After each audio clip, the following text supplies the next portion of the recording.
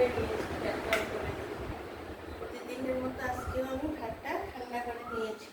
ঠান্ডা করে না নিলে গরমের মধ্যে ভাত একদম কী হয়ে যাবে, একদম ঘেমে যাবে। আর না হলে এবার ভাতটা একদম সন্ধ্যা পর্যন্ত কিচ্ছু হবে না। ভাতটা যদি ঠান্ডা করে নাও, সে ভাতটা কিচ্ছু হবে না, যেমন আছে সেমনই থাকবে।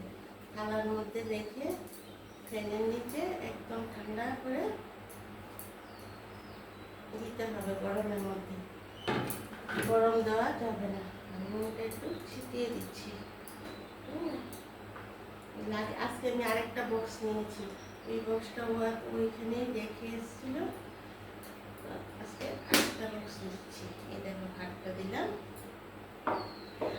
আর দিলাম কি, এই মাছের ঝোলটা আমি আজকে রেসিপিটা দিয়েছি। এটা হয়েছে তেলাপিয়া মাছ, হ্যাঁ, ধনে পাতা দিয়ে মাছটা ঝোলটা করেছে। হাতটা একটু ধুয়ে নিই।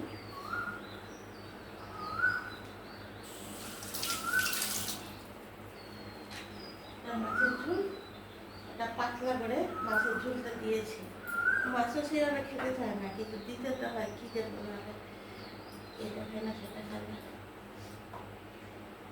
একটু তো দুপুরবেলা তার যে ভাত লাগলে আমাদের বাঙালিদের হয় না, না?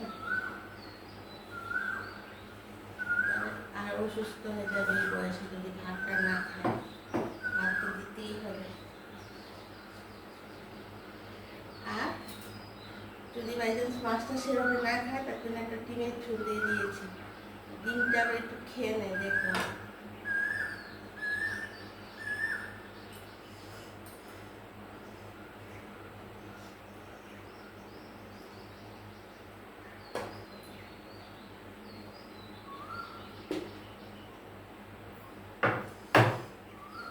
মাংস সেই রকম পছন্দ করে না, রবিবারে এক পিস খাবে, সারা সপ্তাহে খাবে না। তাহলে আমার একটা মানে টিফিনের একটা যন্ত্রণা হয়ে যায়, মানে কিছু খেতে চায় না।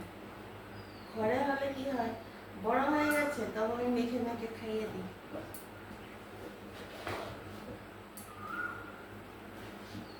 দেখো এই বক্সগুলো, এই টিফিন বক্সগুলো খুব ভালো। এটা আরেকটা বাটি আছে, তো সেটা দিলাম না। বেশি কিছু তো নেবে না, ফল নেবে না, দই নেবে না, ফল খাবে না, জোর করে বাড়িতে থাকতে হয়, মিষ্টি খাবে না। এই দেখো এই বক্সগুলো সবচেয়ে ভালো। ব্যাগের মধ্যে ঢুকাতে ঢুকাতে হয় না, কিছু না। এই বক্সগুলো, এটা আরেকটা বাটিও আছে, আরেকটা ছোট আছে, ও নেবে না বলে। ছোট আছে, মোলটোরি দেওয়া যায়।